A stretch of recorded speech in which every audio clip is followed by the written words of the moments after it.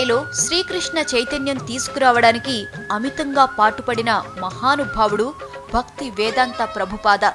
కృష్ణ భక్తిని తన గురువు చైతన్య మహాప్రభు ప్రబోధనలను ప్రచారం చేయడం కోసం ఆయన చేపట్టిన హరే కృష్ణ ఉద్యమం విశ్వవ్యాప్తమైంది. 1966లో ఆయన ఏర్పాటు చేసిన ఇస్కాన్ ఆశ్రమం అంతర్జాతీయ స్థాయిలో ఇప్పటికీ చైతన్యవంతంగా ఉంటూ అనేక సేవ, ధార్మిక కార్యక్రమాలు చేస్తూనే ఉంది. కృష్ణ చైతన్యం తేవడానికి పలు విధాలుగా పాటుపడిన ప్రభుపాద 1896లో కృష్ణ జన్మాష్టమి నాడు కోల్కతా నగరంలో గౌర్ మోహన్ డే, రజనీ డే దంపతులకు జన్మించడం విశేషం. ఆయనకు తల్లిదండ్రులు అభయ్ చరణ్ అని పేరు పెట్టారు. నిజంగానే ఆయన చరణాలు అభయదాయకాలై కోట్లాది కృష్ణ భక్తులకు శరణమయ్యాయి. ఆయనను ముచ్చటగా నందూలాల్ అని కూడా పిలుచుకునేవారు. స్కాటిష్ చర్చ్ కాలేజ్లో చదువుకున్నారు.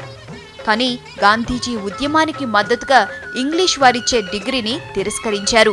గాంధీగారి పిలుపు మేరకు ఖాదీ దుస్తులు ధరించి తన దేశాభిమానాన్ని చాటుకున్నారు. సన్యాశ్రమం స్వీకరించడానికి ముందు ఆయన ఔషధ వ్యాపారం చేశారు.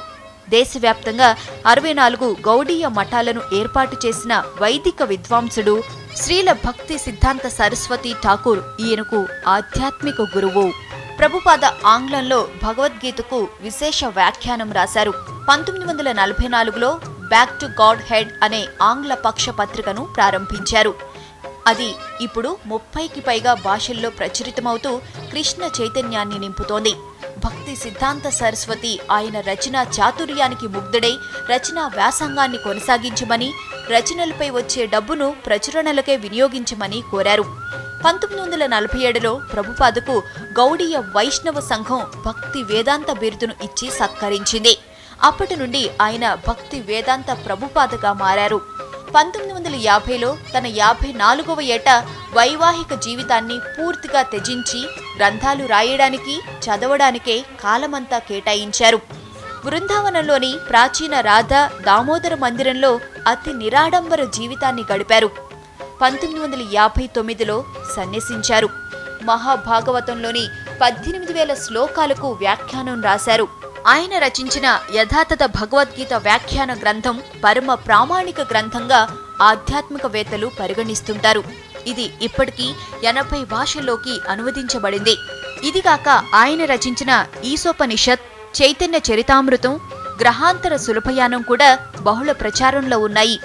1966లో ఆయన అంతర్జాతీయ వైష్ణవ కేంద్రాన్ని ప్రారంభించారు. దీన్నించే న్యూయార్క్ నగరం కేంద్రంగా ఇస్కాన్ పుట్టింది. సంస్థ పేరును కృష్ణ చైతన్యం అనిగాక భగవత్ చైతన్యం అని పెట్టమని కొందరు సూచించినా కాదని కృష్ణ చైతన్యం అనే పేరు పెట్టారు. కృష్ణుడిలోనే సమస్త దేవతలు ఉన్నారని ఆయన బలంగా నమ్మారు. అదే అందరికీ చెప్పారు. నగర సంకీర్తన ప్రక్రియ ద్వారా యువత దృష్టిని ఆకర్షించేవారు. అంతర్జాతీయ స్థాయిలో కృష్ణ చైతన్యం తెచ్చేందుకు ఉద్యమం చేపట్టిన కొత్తలో ఆయనకు అనేక అవరోధాలు ఎదురయ్యాయి. దాడులు కూడా జరిగాయి. అయినా ఆయన లక్ష్య పెట్టలేదు, లక్ష్యాన్ని వదలలేదు.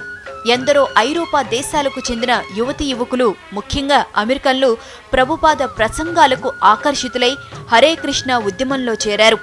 1977లో ఇస్కాన్ ఏర్పాటు చేసిన నాటి నుంచి దాన్ని విశ్వవ్యాప్తం చేయడానికి 12 సార్లు ప్రపంచ యాత్రలు చేశారు. 6 ఖండాలలో విస్తృతంగా పర్యటనలు జరిపి వేద గురుకులాలు ఏర్పాటు చేశారు. భక్తి వేదాంత బుక్ ట్రస్ట్ ఏర్పాటు చేశారు. ఇది ప్రపంచంలోనే అతిపెద్ద పబ్లిషింగ్ హౌస్గా అవార్డులు అందుకుంది. 80 రకాల పుస్తకాలు రచించారు. విదేశీ గడ్డపై జగన్నాథ రథచక్రాలు తిప్పిన ఘనత వేదాంత ప్రభుపాదకు దక్కుతుంది. ఆయన అహర్నిశలు చేసిన శ్రమకు ఫలితంగా నేడు ఇస్కాన్ 400 ప్రధాన ఆలయాల సమాఖ్యగా మారింది. దేవుడు కృష్ణుడైతే ఏముంది, క్రీస్తైతే ఏముంది, పూజించడం ముఖ్యం. ఇవాళ నేను హిందువును, రేపు ఏ ముస్లింగానో క్రైస్తవుడుగానో పుట్టవచ్చు. మతం మారిపోతుంది, ధర్మం మాత్రం స్థిరంగా ఉంటుంది అని చెబుతారు ప్రభుపాద.